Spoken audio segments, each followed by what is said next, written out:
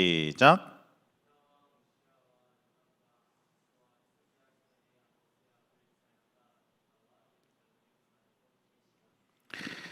이사야 선지자는 여호와는 구원이시다라는 그런 이름의 의미를 갖고 있습니다. 이사야 선지자의 아버지가 아모스라고 되어 있는데요.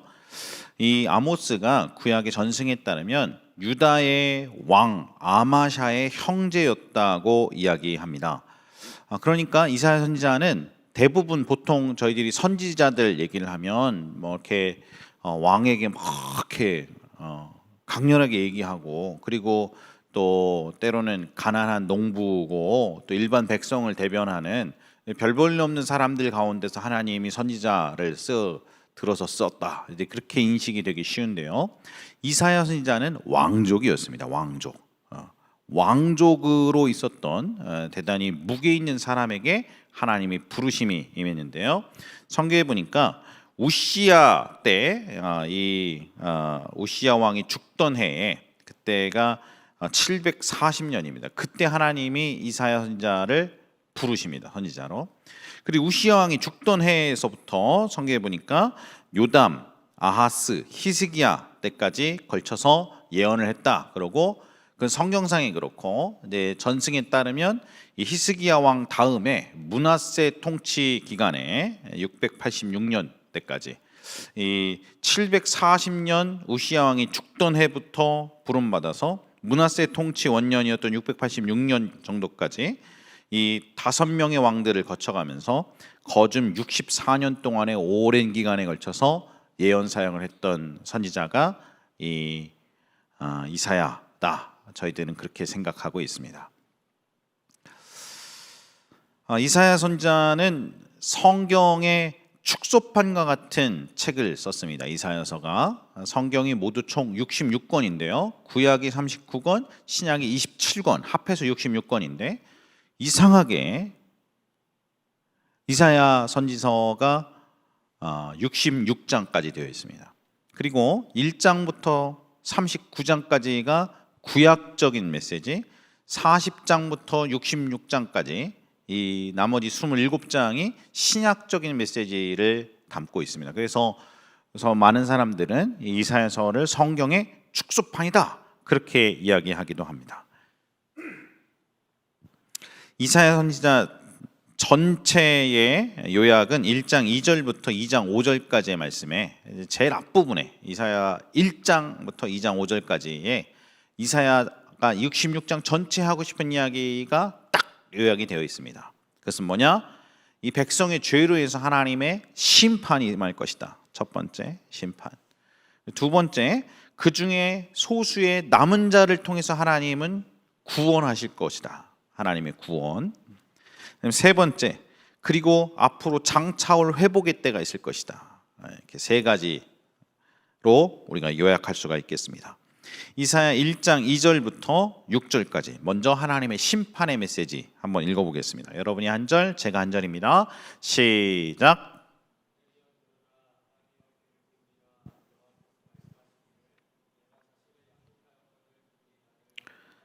3절, 소는 그 임자를 알고 나귀는 그 주인의 구유를 알건만은 이스라엘은 알지 못하고 나의 백성은 깨닫지 못하는도다 하셨도다. 4절,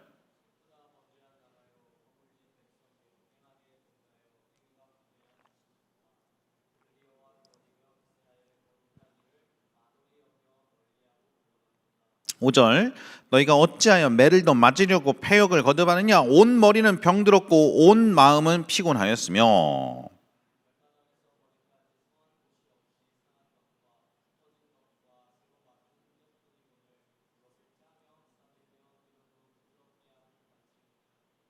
자, 여기까지가 이사야의 세 가지 주제 중에 첫 번째, 하나님 백성이 죄 때문에 하나님의 심판을 받는다는 것입니다. 두 번째, 1장 9절부터 10절은 남은 자를 통한 하나님의 구원에 대해서 얘기하십니다. 1장 9절, 10절 같이 한번 읽어보실까요? 시작.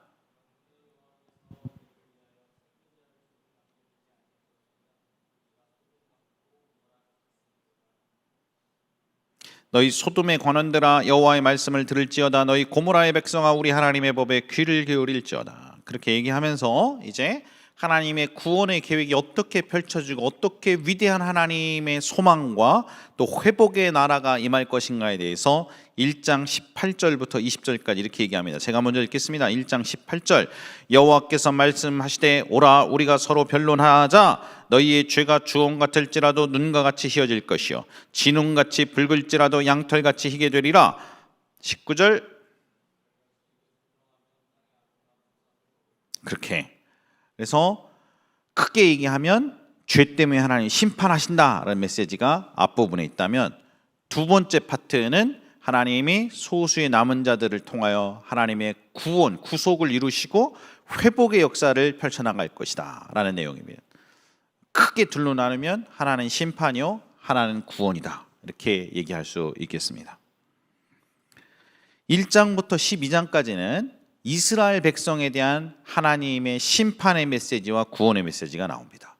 그리고 13장부터 27장은 야, 내가 내 백성 이스라엘도 그 죄 때문에 심판했다면 주변에 있는 너네들 국가 교만하지 마.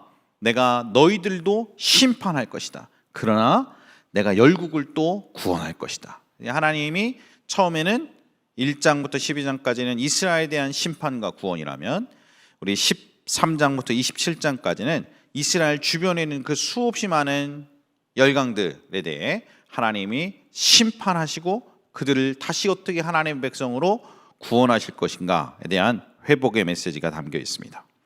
그 다음에 이제 오늘 제가 말씀을 나누고 싶은 28장부터 35장까지는 먼저 6개의 화로다를 얘기하십니다. 그러니까 하나님이 화를 선포하십니다. 화. O to them. 누구누구에게 하나님의 진노, 화, 저주가 임할 것이다 말이지. 그 6개의 객체가, 주체가 하나님의 진노를 선언당합니다. 그 다음에 하나님이 다시 심판과 구원의 메시지를 나누는데 하나하나 살펴보는 게 좀 의미가 있습니다. 오늘 6개 주체, 하나님의 진노를 받는 6개 주체 살펴보면서 우리를 향한 하나님의 의도와 우리가 어떻게 하나님 앞에 돌이켜야 되는가에 대해서 살펴보기를 원합니다. 첫 번째 28장 1절에 보니까 하나님이 에브라임에 대해서 진노를, 화를 선포하십니다. 28장 1절 읽어보시겠습니다. 시작.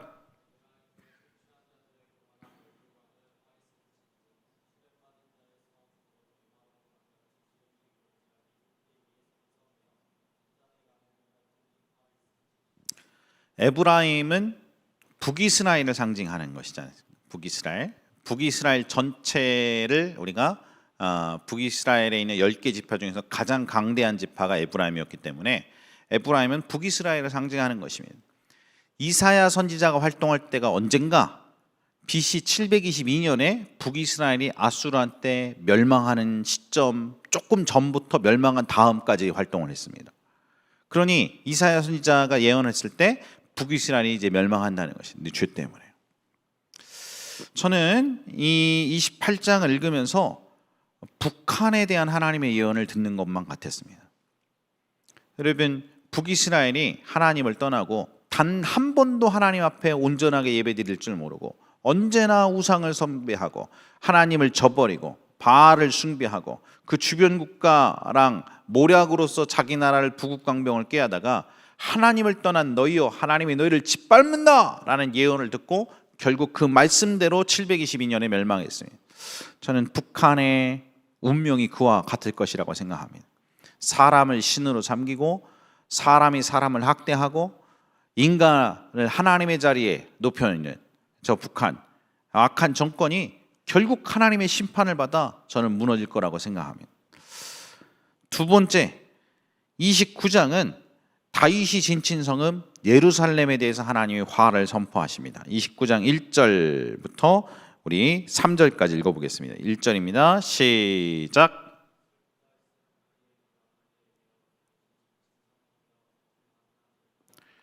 아리엘은 예루살렘의 별명이죠. 다윗이 진친 성읍은 예루살렘이죠. 예루살렘. 2절, 내가 아리엘을 괴롭게 하리니 그가 슬퍼하고 애곡하면 내게 아리엘과 같이 되리라. 3절,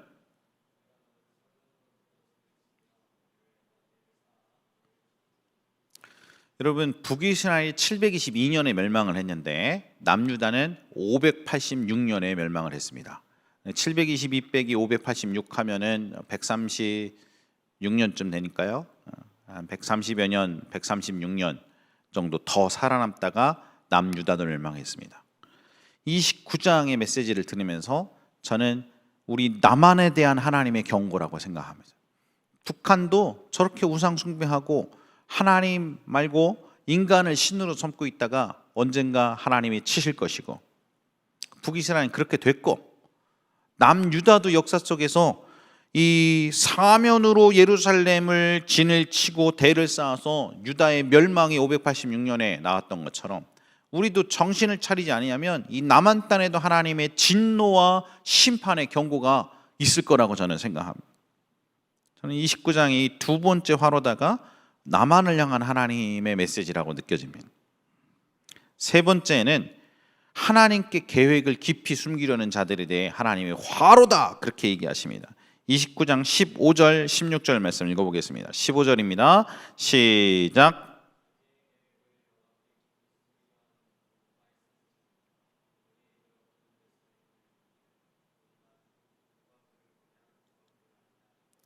너희의 패역함이 심하도다.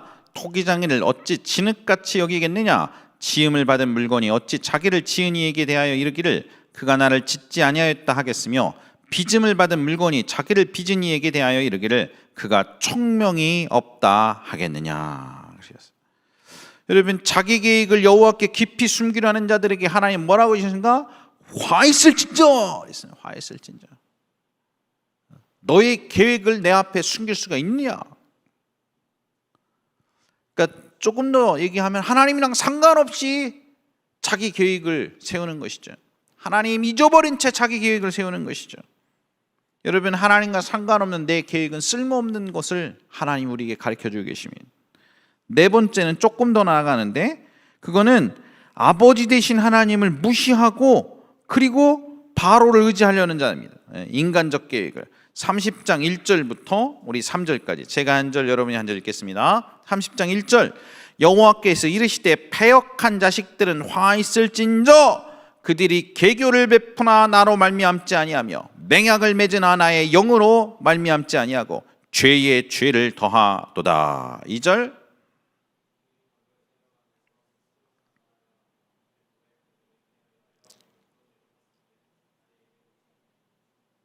그러므로 바로의 세력이 너희의 수치가 되며 애굽의 그늘의 피함이 너희의 수욕이 될 것이라 그러셨습니다. 사랑하는 여러분, 당시에 이 북쪽에서부터 그냥 무시무시한 군대입니다. 아수르가 굉장히 잔인하기로 이름이 높았습니다. 완전히 다 진멸하기로, 말 안 들으면. 이 잔인하고 잔혹한 아수르의 압제 가운데 점점 나라들이 멸망하고 북이스라엘 멸망하는데, 이 풍전등화에 있었던 조그마한 남유다가 살아남기 위해서 이 이집트, 또 다른 강대국인 애굽과 동맹을 맺기를 원했습니다. 그게 이 굉장히 전 왕이었던 히스기야보다 훨씬 전 왕 때부터 있었던 어떤 기류입니다. 근데 하나님 그걸 경고하셨습니다. 그렇게 하지 말라고. 여러분, 하나님이 이렇게 하나님을 신뢰하기보다 애굽을 신뢰하려는 자들, 그리고 하나님을 신뢰하기보다 인간적인 외교적인 술수로 지금 이 아수르의 위기를 벗어나려는 자들을 향해서 패역한 자식들이라 그랬습니다.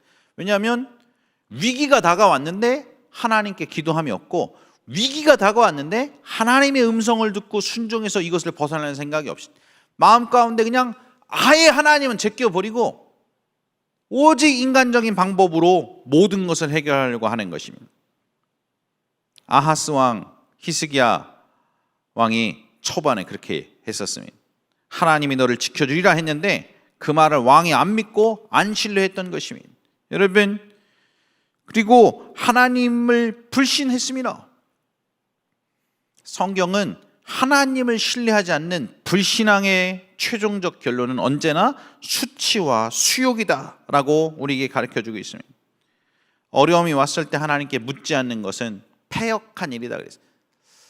하나님 우리 아버지신데 아버지에게 상의 드리지 아니하고, 하나님은 우리 아버지신데 아버지를 무시하고 아버지에게 연락도 하지 아니하고, 아버지의 뜻을 구하지도 아니하고 자기 마음대로 자기가 자기 인생의 주인이 돼서 마음대로 결정하고 살려는 자에게 오히려 수치와 수욕이 더해진다. 하나님은 그렇게 경고하시는 것입니다. 다섯 번째는 도움을 구하러 애굽으로 내려가는 자들을 향해 화 있을진저 선포하십니다. 31장 1절, 제가 2절 여러분이 3절까지 읽어보겠습니다. 도움을 구하러 애굽으로 내려가는 자들은 화 있을진저 그들은 말을 의지하며 병거의 많음과 마병의 심히 강함을 의지하고 이스라엘의 거룩하신 이를 앙모하지 아니하며 여호와를 구하지 아니하나니. 2절,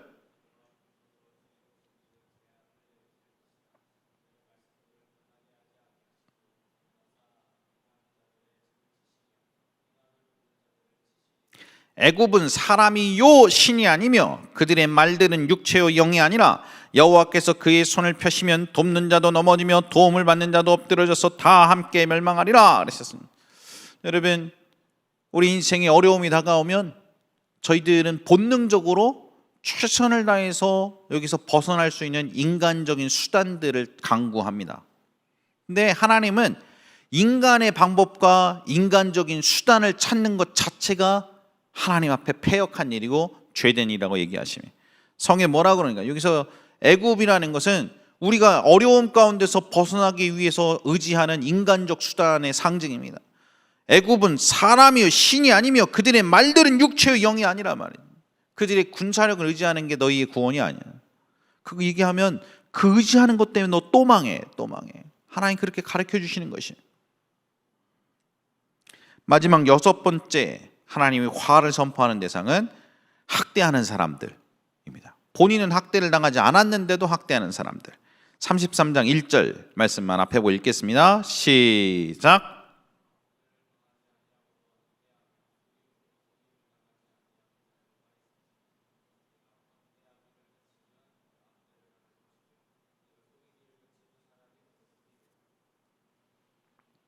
이렇게 여섯 객체들에 대해서 하나님이 화를 발하십니다. 특별히 제 마음 가운데 이 여섯 가지 하나님이 화를 발하시는 것, 하나님의 저주가 임할 대상들에 대해서 살펴보면서 우리 인생 가운데 어려움이 왔을 때 우리가 어떻게 대처해야 되는가에 대해서 우리가 좀 생각해 보아야 한다고 느껴졌습니다. 여러분, 하나님이 북이스라엘을 멸하셨듯 하나님이 남유다도 멸하시듯 하나님이 동일한 잣대를 우리 인생에 드릴 것입니다. 그리고 우리 인생에 다가오는 어려움, 우리 인생에 다가오는 환난은 하나님이 패역한 자녀들아 여호와 하나님께 돌아오고 아버지신 하나님께 네 마음을 꿇고 그 아버지 음성에 귀 기울여 순종하는 삶으로 네 인생을 돌이키라는 사인이지, 그걸 안 듣고 계속 끝끝내 인간적 수단과 방법을 의지하면 결국에 수치와 수욕 가운데 진멸하게 될 것이라는 것을 하나님은 가르쳐주고 있다고 믿습니다. 여러분, 그렇다면 우리 인생에 어려움이 올 때 어떻게 해야 되겠습니까? 우리가 사람의 인간적 수단을 의지하지 아니하고 돌이켜 하나님께만 시선을 고정시키고 그분을 바라봐야 할 것입니다. 성경은 우리의 어려움의 순간에 어떻게 해야 하는가에 대해서 명확하게 가르쳐주고 계십니다. 30장 15절 앞에 보고 중요한 말씀을 같이 한번 읽어보겠습니다. 오늘 핵심 말씀인데요. 시작.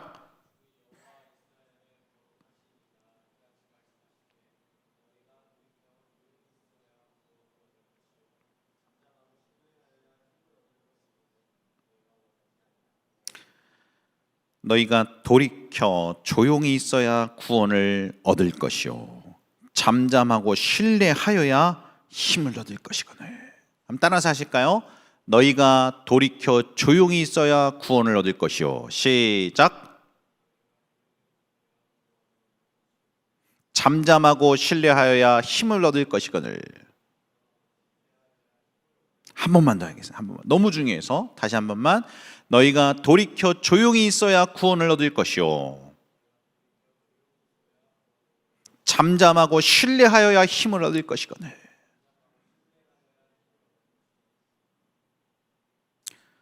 성도님, 어려움, 우리 삶에 환난이 닥쳤을 때 그때 성도가 보여야 될 반응은 돌이켜 조용히 있는 것입니다. 근데 보통은 조용히 기다리는 것을 못합니다. 우리 인간은 조용히 기다리는 것을 하지 못합니다.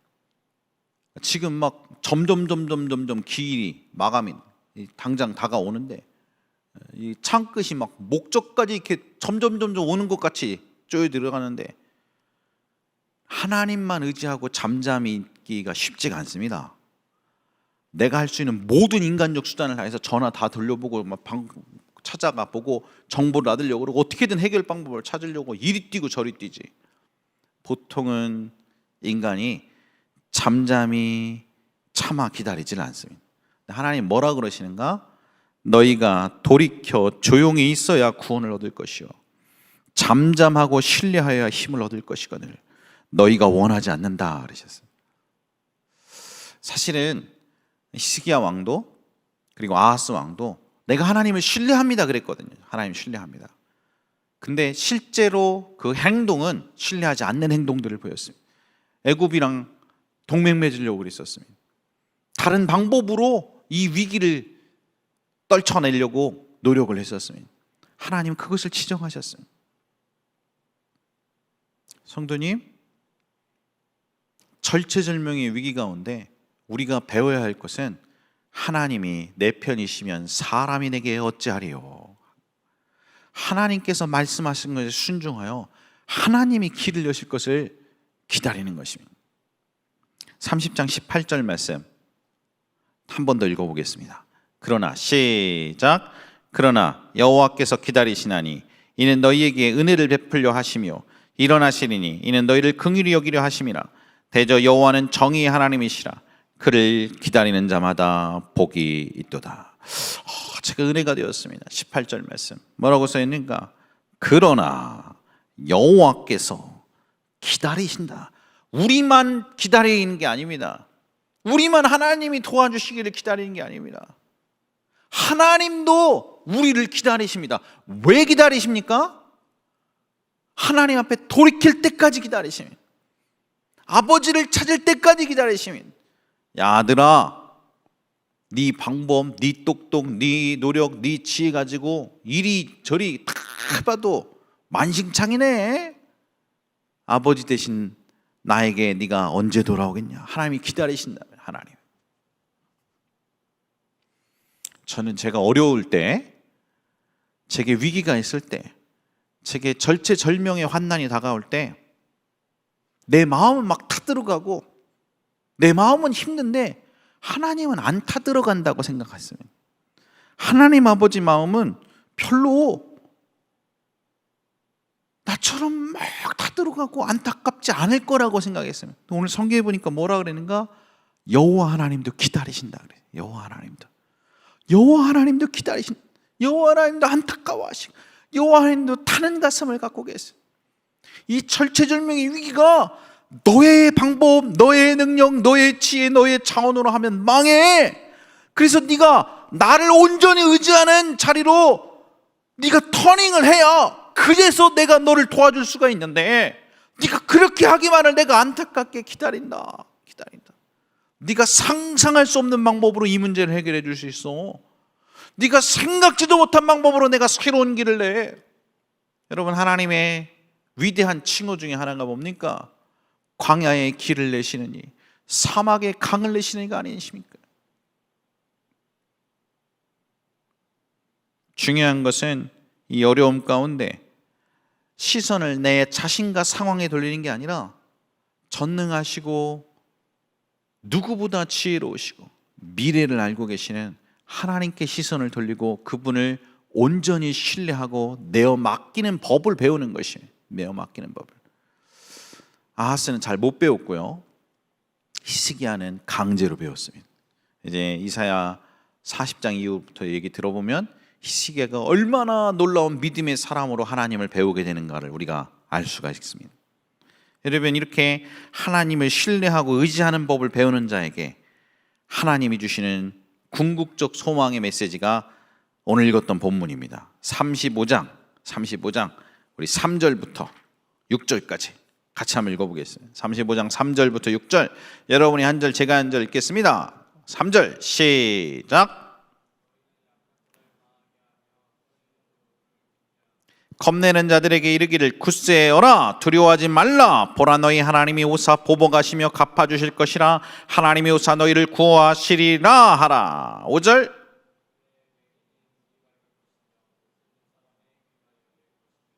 그때 저는 자는 사슴같이 뛸 것이며 말 못하는 자의 혀는 노래하리니 이는 광야에서 물이 솟겠고 사막에서 시내가 흐를 것이며. 하나님이 이사야 40장에도 회복의 노래에 대해서 얘기하면서 뭐라 그러셨는가? 두려워 말라, 내가 너와 함께 함이니라. 놀라지 말라, 나는 내 하나님이 됨이니라. 내가 너를 굳세게 하리라. 참으로 너를 도와주리라. 참으로 나의 의로우는 손으로 너를 붙들리라. 그렇게 얘기하셨던 것입니다. 사랑하는 여러분, 여호와를 의지하는 자는 수치를 당하지 않는 것입니다. 우리의 여러 삶의 역경과 환난, 어려운 가운데 있을 때 여러분, 우리 인생이 배워야 될 가장 중요한 교훈은 탁 내려놓고 모든 문제의 해답이 되신 하나님께 우리의 시선을 고정하고, 인간적 수단 탁 내려놓고 하나님이 앞서가지 않으면 저도 가지 않겠습니다. 주님 말씀해 주십시오. 종이 듣겠습니다. 잠잠히 기다리는 것입니다. 이러한 하나님에 대한 신뢰의 태도가 여러분의 가슴 가운데 있길 예수께서는 축복합니다. 추가곡 123장 같이 찬양 드리시고 기도하시겠습니다.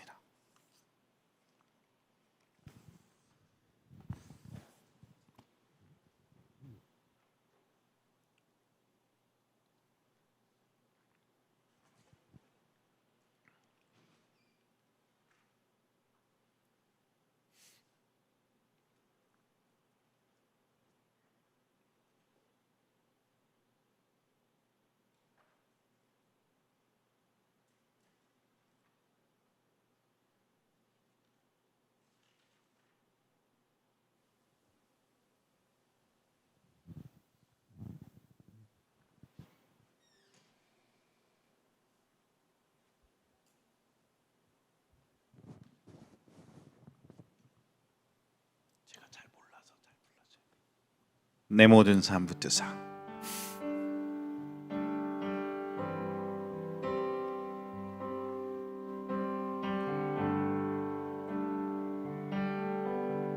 내 모든 삶 붙드사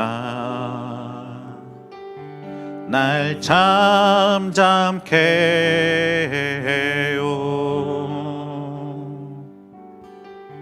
나와 함께 하시며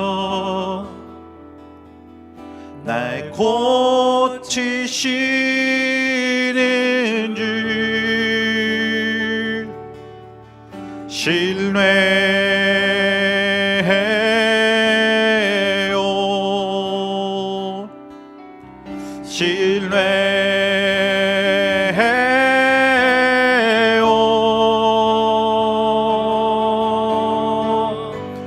주만이 내 치료자, 주만이 내 필요한 모든 것,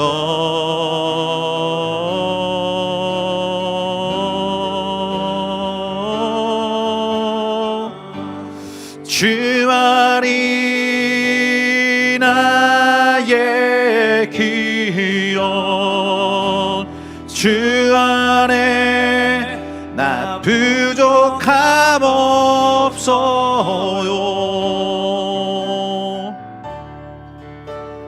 예수 내 모든 것,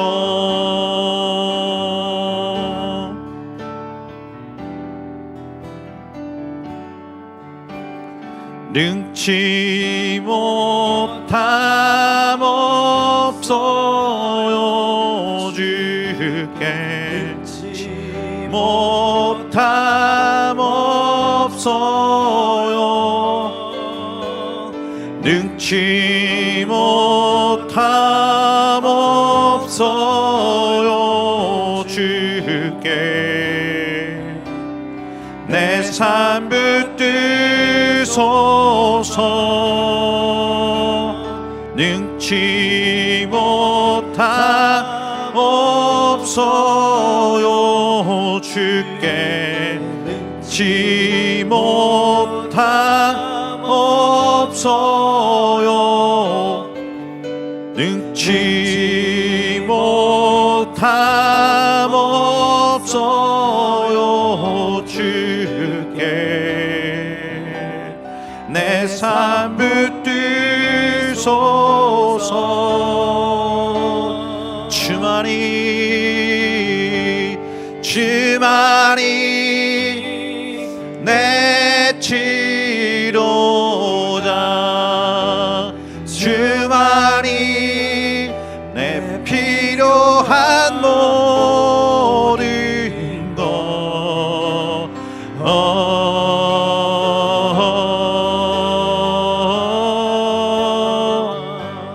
주만이 나의 귀여. 주 안에 나 부족함 없어요.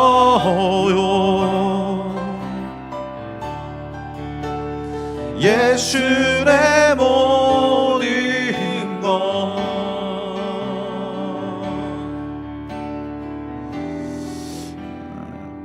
하나님 우리를 사랑하셔서 하나밖에 없는 아들 예수 그리스도를 우리 위해서 십자가에 못 박혀 죽으시기까지 내어주시고 그 예수님의 십자가에서 흘리신 피로 우리를 구속하시고 속량하시고 우리 인생에 필요한 모든 것을 제공해 주시기를 원하셨습니다.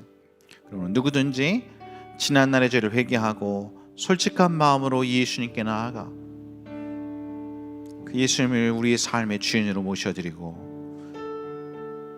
그리고 예수님과 더불어 살기로 결정하는 모든 사람들에게 하나님은 하나님의 생명의 놀라운 역사들을 오늘 시간도 공급해 주십니다.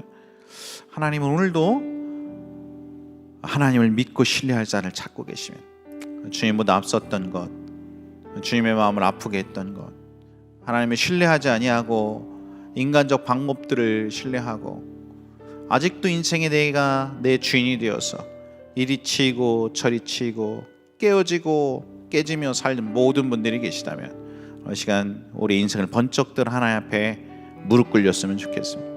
그리고 우리 중심의 자리에 예수님 좌정해 주십시오. 예수님이 내 인생의 주인이시지 내가 내 인생의 주인이 아닙니다.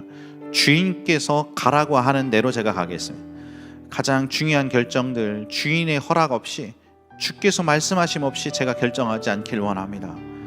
내가 나의 자원 나의 방법으로 나의 목적을 위해 사는 것이 아니라 하나님의 자원 하나님의 방법으로 하나님의 목적을 위해 사는 인생으로 변화되기를 원합니다. 예수님 저를 취하소서. 그리고 저를 다스리소서. 고백하면서 기도하겠습니다. 아버지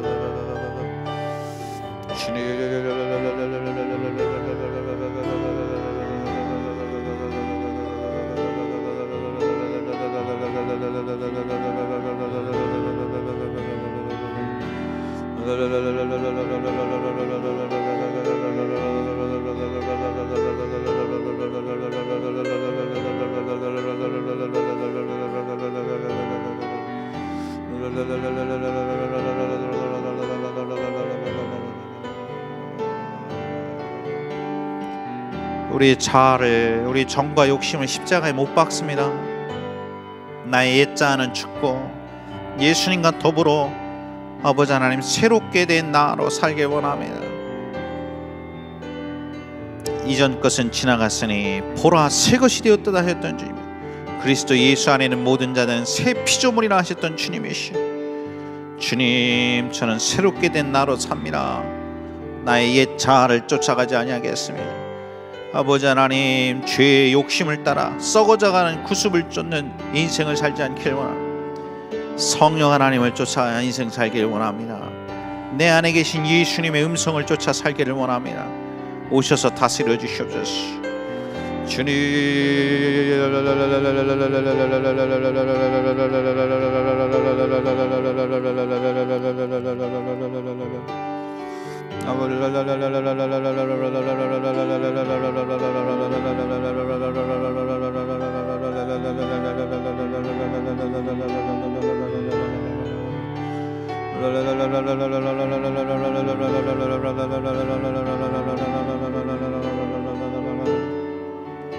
아버지,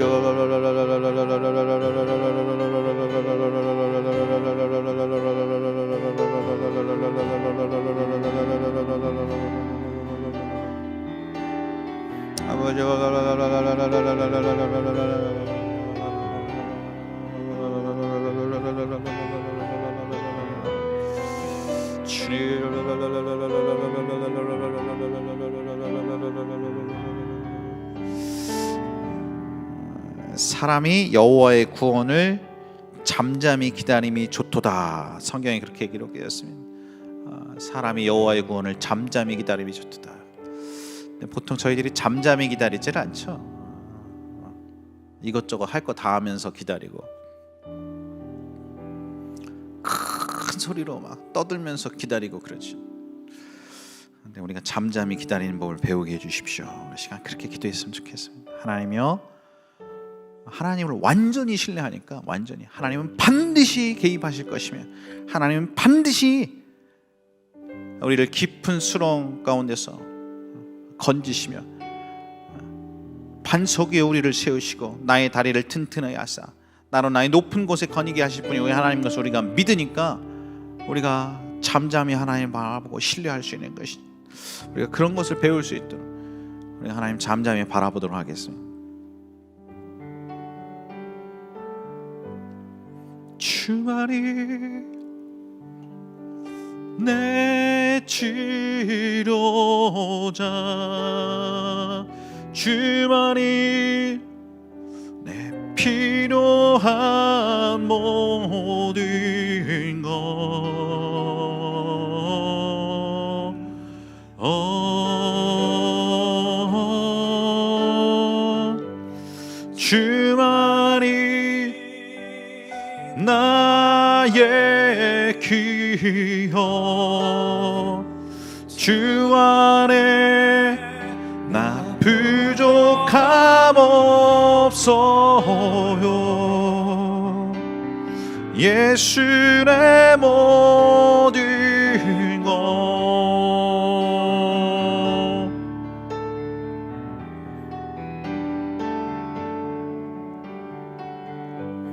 주만이 내 치료자, 주만이 내 필요한 모든 것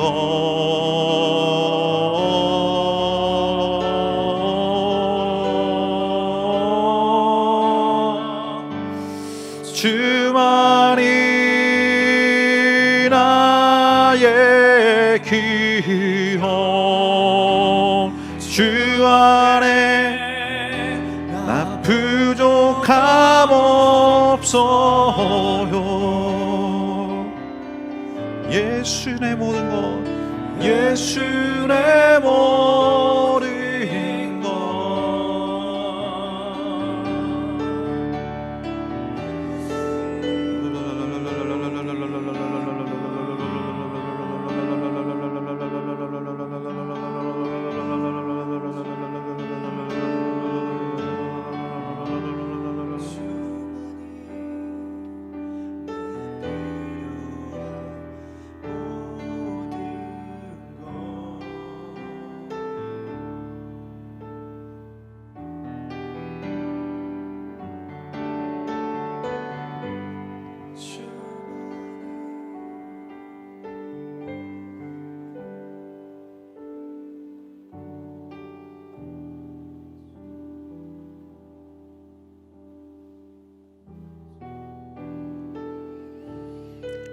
사람이 잠잠히 여호와의 구원을 기다림이 좋도다 하셨으면 주님 감사합니다.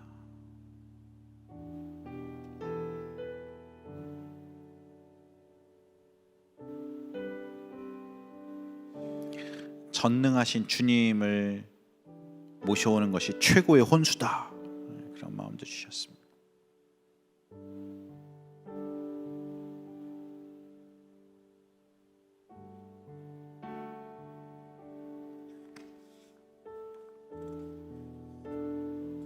주 여호와 이스라엘의 거룩하시니가 이같이 말씀하시되 너희가 돌이켜 조용히 있어야 구원을 얻을 것이요 잠잠하고 신뢰하여야 힘을 얻을 것이거늘.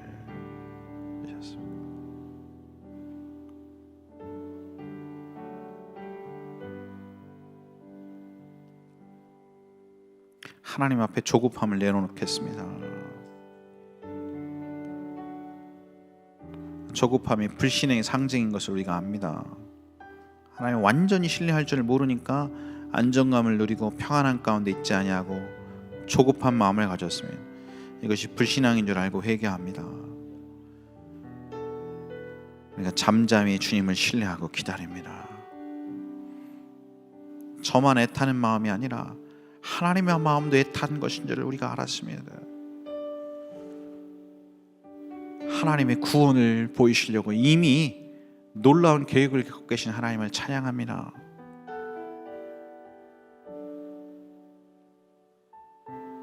두려워 말라 내가 너와 함께 함이니라. 놀라지 말라 나는 내 하나님이 됨이니라. 내가 너를 굳세게 하리라. 참으로 너를 도와주리라. 참으로 나의 의로운 오른손으로 너를 붙들리라 하셨습니다. 감사합니다. 주님을 찾는 자는 결코 부끄러움을 당하지 않는 것을 인해서 감사합니다. 주님이 우리의 기업이시며 배경이시며 의지가 되시며 가장 좋고 선한 길을 주님이 알고 계신 저희들에게 비추어 주시고 순종하게 도와주소서. 감사합니다.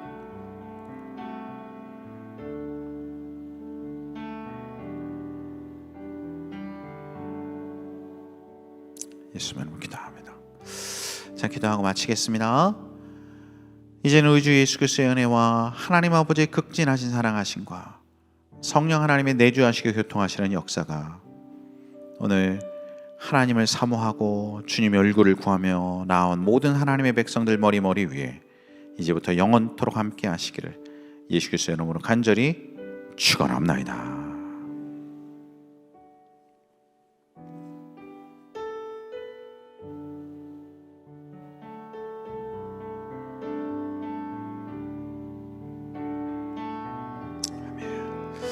기도회를 마쳤습니다. 각자 자유롭게 주님을 찾고 구하시다가 돌아가시기 바랍니다. 기도받기를 원하시는 분들은 앞으로 나오시면 기도해 드리겠습니다.